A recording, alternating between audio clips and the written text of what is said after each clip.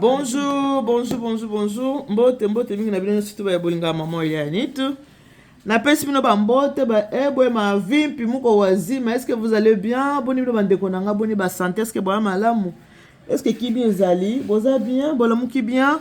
Na ba toujours ke kolala kola muka ezaka habitude te ceux qui nzamba pesi on peut ma bon moi. Pesa nzambe merci.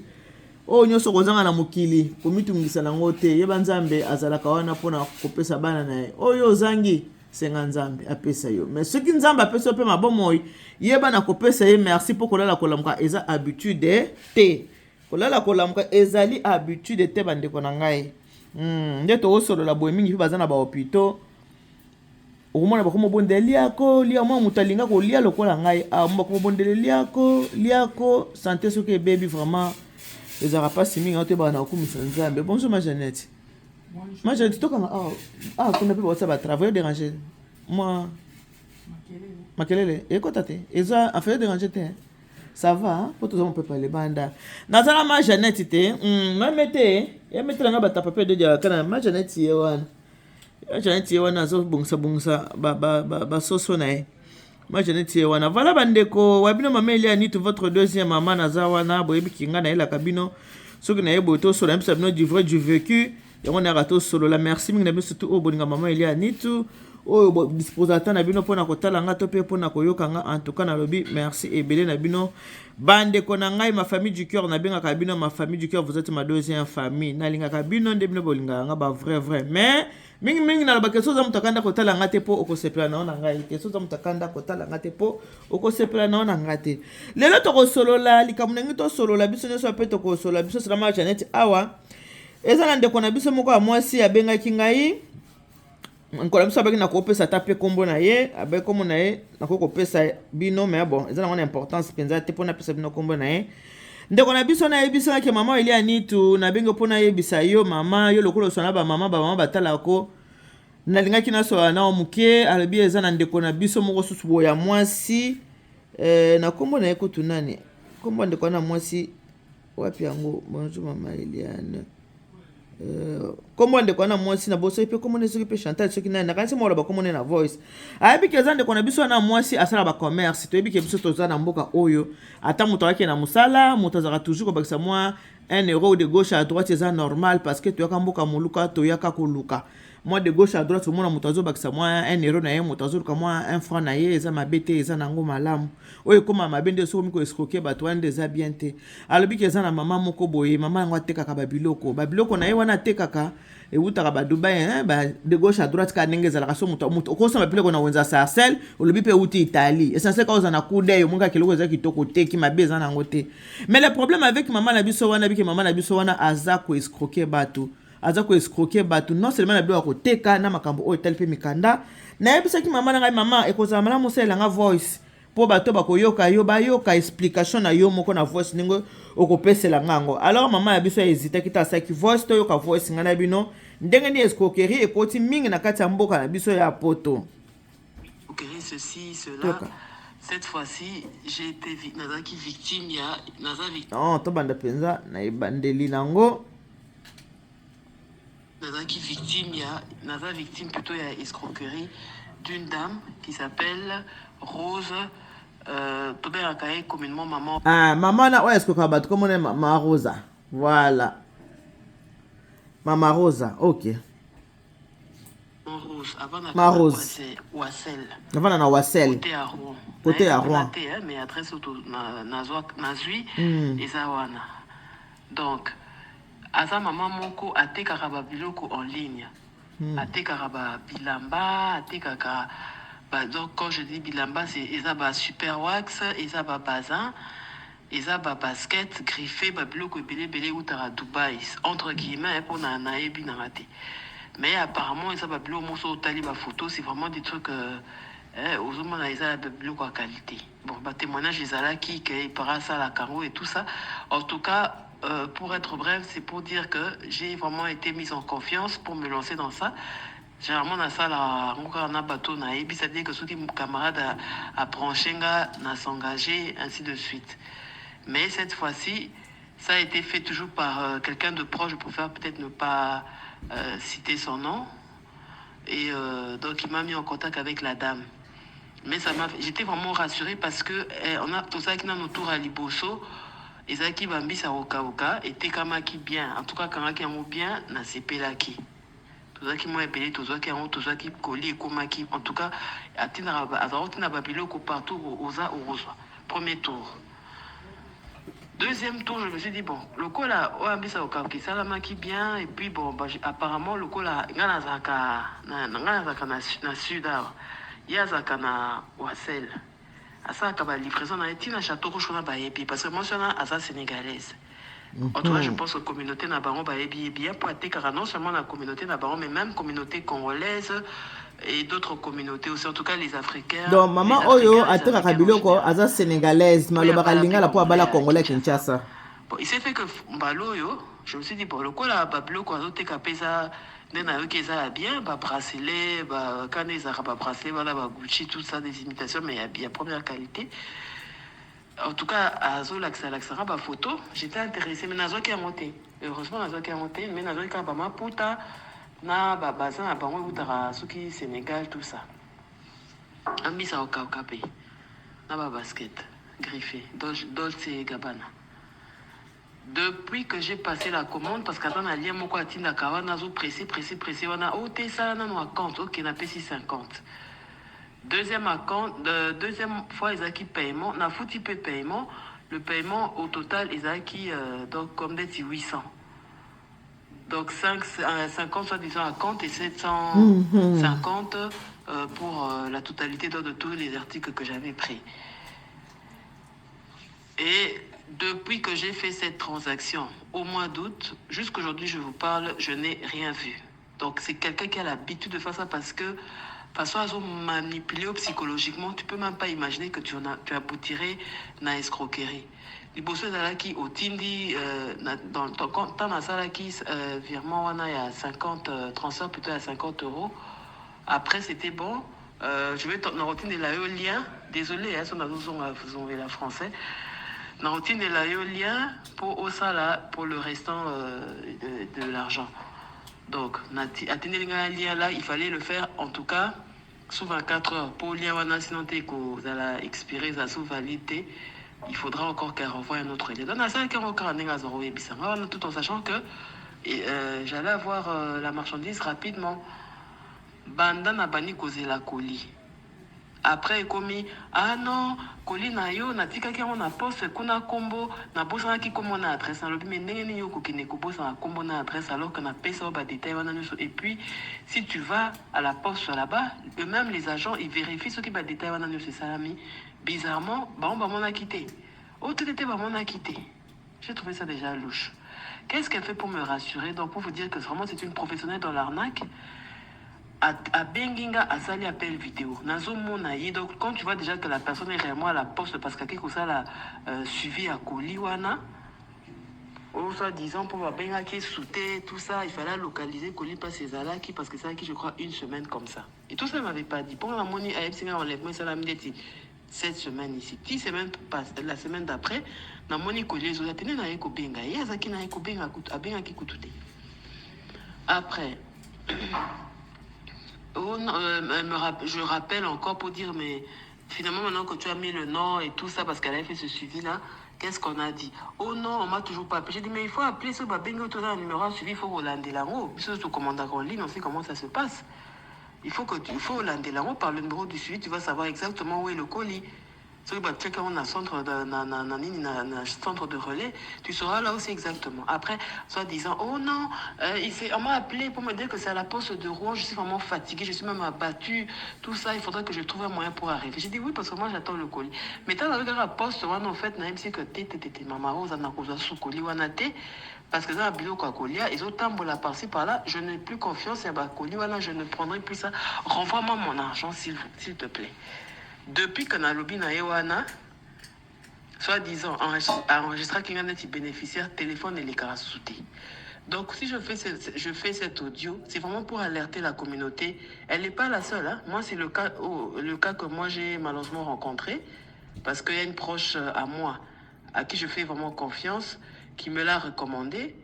Et je suis allée comme ça parce que déjà, dès lors que quelqu'un vous rassure, quelqu'un de proche à vous rassure, parce qu'elle a l'habitude de faire ça avec la dame, quelque part, Rosa et Loko, on a mis sur Okangama, Rosa la teke, non. Au fait, tu y vas, mais toujours bon. J'étais quand même assez soupçonneuse dès lors que le nom n'était pas marqué sur le collier, l'adresse. Alors, donc c'est vraiment pour signaler ça. Peut-être ceux qui la connaissent, je ne sais même pas si c'est son vrai nom aussi. En tout cas, le nom qu'elle nous a donné, c'était ce nom-là de Mama Rosa, Edith Sende, mariée à un Congolais. C'est une dame qui a elle a un certain âge. En tout cas, ceux qui n'ont pas coupé ça, elle quoi, dans qui appelle vidéo n'a pas ça, et puis toujours à la lunette filmée, comme pour se cacher, bizarrement, pour bien qu'il y ait un appel vidéo, ça qui n'a pas lunette filmée, photo batinde linga paye, à ça peine n'a pas lunette filmée.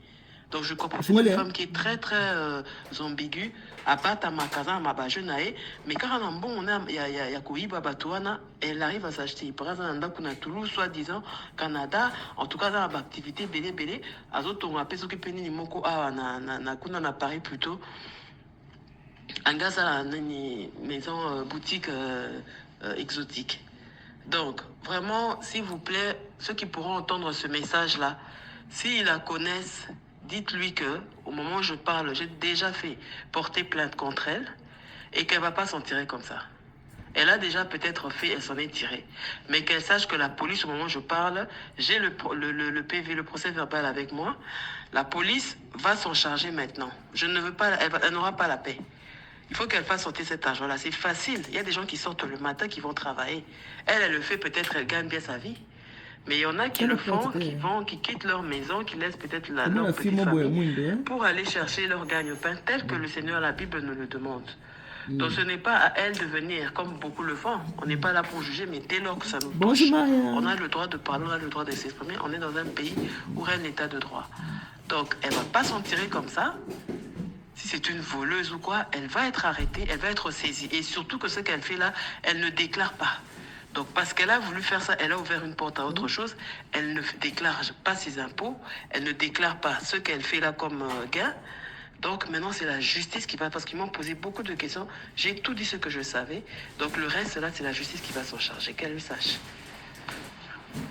Merci. Voilà, bandeko wana bokuti koyoka mama abenyi ngai komo na ye mama Elise. Mama Elise abenyi ngai.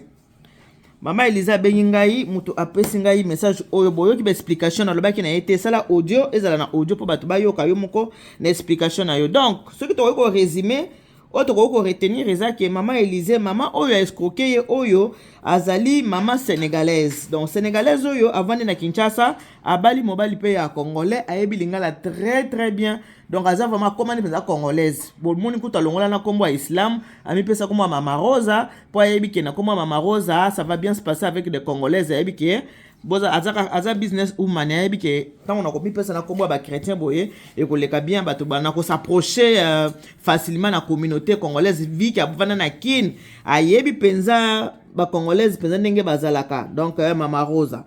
Mama Rosa comme on est mama Rosa Edith.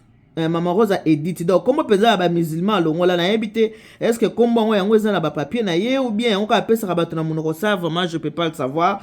Nanga kaneb sabino ndende ko lobi ki a escroqué ye 800 euros ya marchandise. Atinda ki ba mbisi, atindi ba basket, atindi ba bijoux, biloko moko ya ndenge wana. Bi Mama Rosa alata toujours ba lunettes.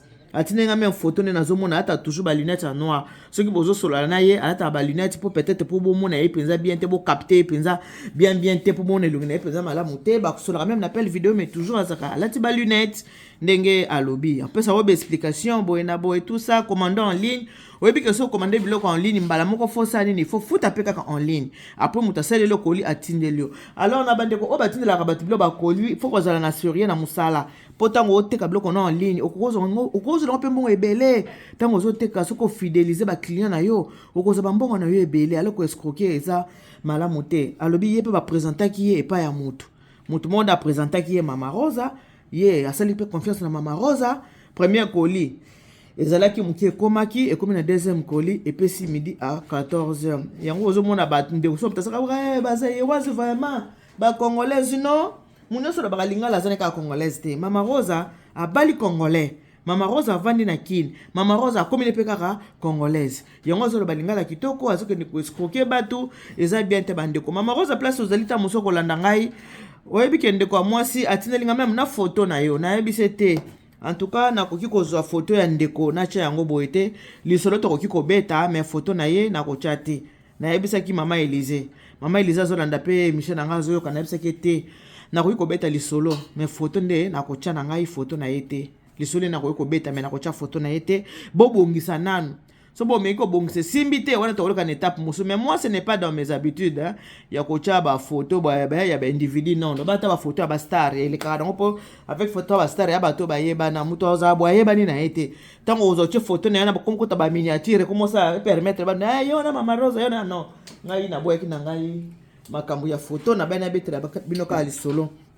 Et voilà juste pour vous dire que escroquerie eza malamu te kaka ndenge alobi moto alamuka na ntongo azokende mosala towana mbobino mbo bomoni ya bambongo akafa bakati ba aide sociaux nyonso bakati balingi so koyede bato te patati patata. Alors ntango ndeko azobima okende mosala azwi 800 € na ye po ase faire plaisir nasoma mwa bagabana na ngai nasoma mwa biloko na ngai boyo siko ozwi mbongo moto ole eza bien te. Mama Rose aza ye moko te nazwaka vraiment ba rapport boye ebele mais ye lokwa asalinga audio on habite na tshela bino kama ya boyo kabato ebele babengaka mama Eliane moto avandi na nyongo na ngai pendant 2 ans moto avandi na nyongo na ngai pendant 3 ans même nga mo pe naza pe victime ya ba oyo bayebi pe ke baza ko devoir ngai depuis ba 2018 2019 ti lelo bambongo na nga bapesaka pe ka atenga pe naza mais nakoki koya kosalela bango émission te ke pona boye non nakosala ngo te nalobi ka mwa muke pona kosala nini kotalisa bato ke bato ebele mutu musoko kasaka likambo zaka pa na yo nzoka eza pa bato ebele ma Jeannette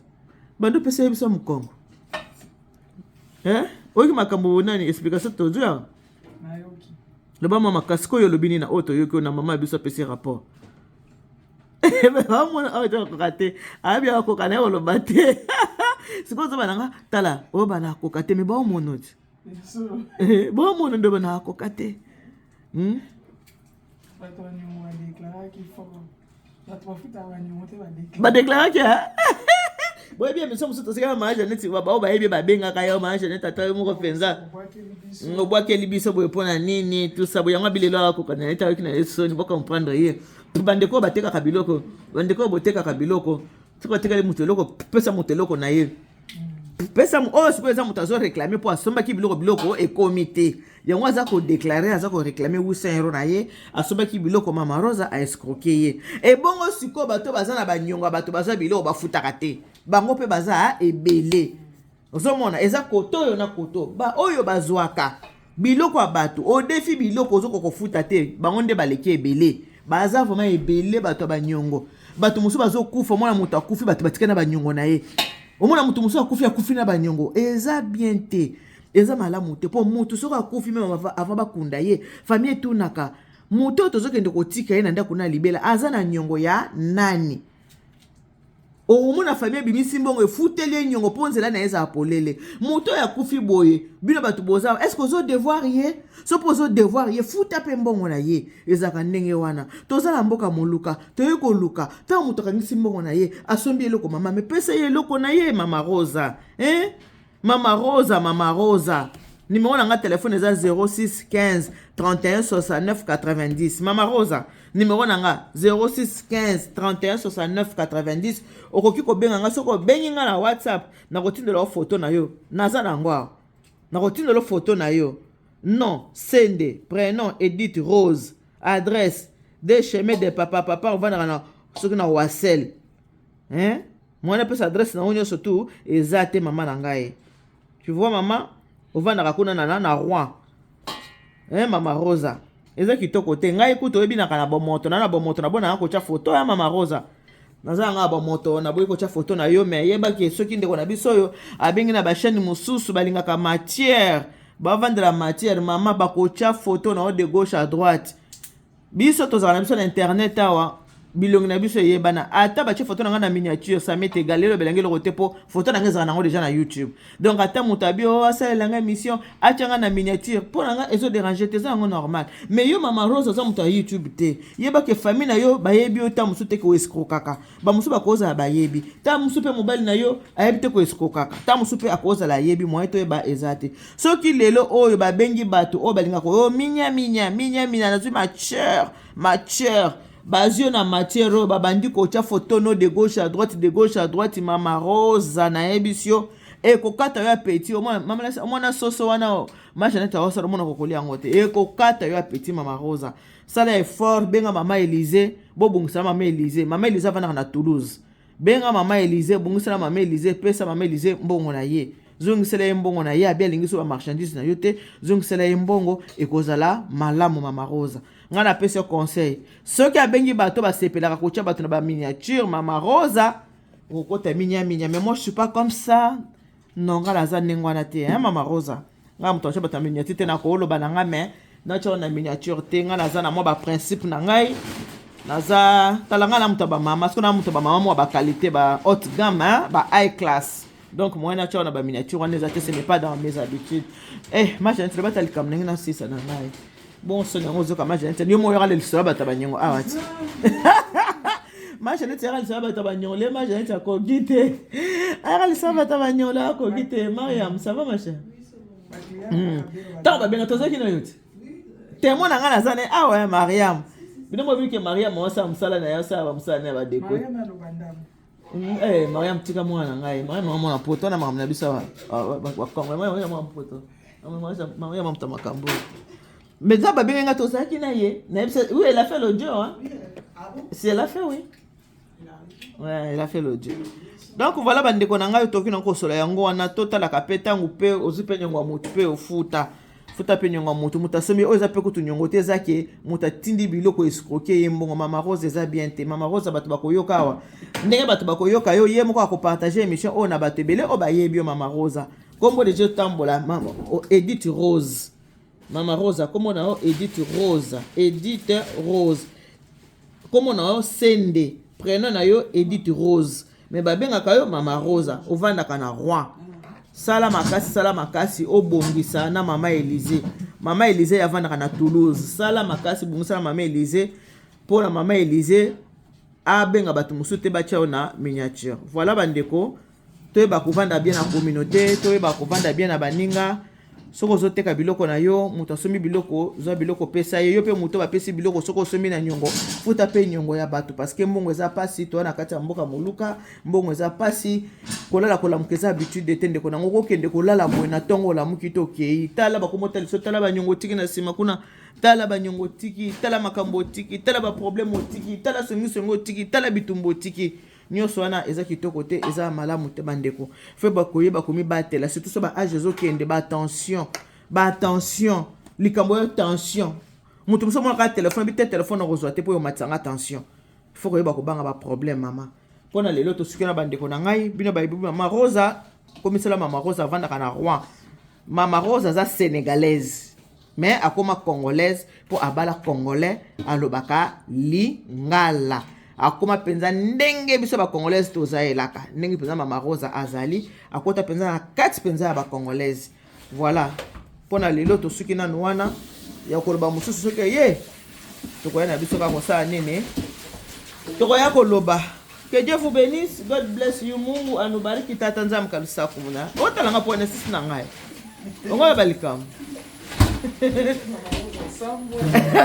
Leve, maile kimote mama leve na mama Rosa moi mukeko Mama Rosa sala ka Afrika tala koto mama Rosa muno kana mukongo yesa mama Rosa mama Rosa Edith mama Edith Rose mama Edith Rose sala ofuta pardon duka parti ngape na ochero parti c'est plus mon ndambo na ochero mama Rosa yo bien mama Rosa alo okuta na chela yo mama Rosa yora susu ndeko bakisa lobi mama Rosa déjà ça tonga ndako soki wapi donc aza ko s'enrichir na ba mbongo ya escroquerie Mama Rose ata muso tonga kino biloko na mbongo escroquerie te mais vu que oscroquer bakolo bakako sali nini osala wana mbongo ba escroquerie. Mama Rose eza malamu te. Mama Rose na biso ce n'est pas bien. Obo mona ba nyoso ka balo ba lingala o mona mutaza ivoirien na koma na ye congolaise akoma soka kombo umone biso moto finga mapamba biso ba congolais to finga maka moka apamba o mona mutane camerounaise azolo ba lingala makasi tango sa makambo congolaise congolais nzoka non na mona ba otina ba TikTok ozoba ivoirien azokota mamso ba congolais bo ndenge nini akongola bana lingala ouais moi je suis le ivoirien mais je suis africain je suis congolais oh papa botala tana makoso makambo général makoso wazakuna ni TikTok makambo ba congolais telene ya somba kango mambo ba congolais. C'est pour vous dire que toza na mboka moko kitoko munoko na biso langue na biso lingala na biso batu balinga kango mingi yango bozomona ke baza ko utiliser ngo pe mona ndenge ya mabe. Mais pona ko sukisa mama Rosa mama Edith Sende Rose ovandaka na Roi sale fort ozongisa 800 € mama Elise avandaka na Toulouse. Pona lelo to suki wana. Que Dieu vous bénisse. God bless you. Mungu anubariki tata nzambe kalisaku muna. Nzambe alu besenel bana betu bonsu. Buka mataba besi na bino ya mwana. Bye bye.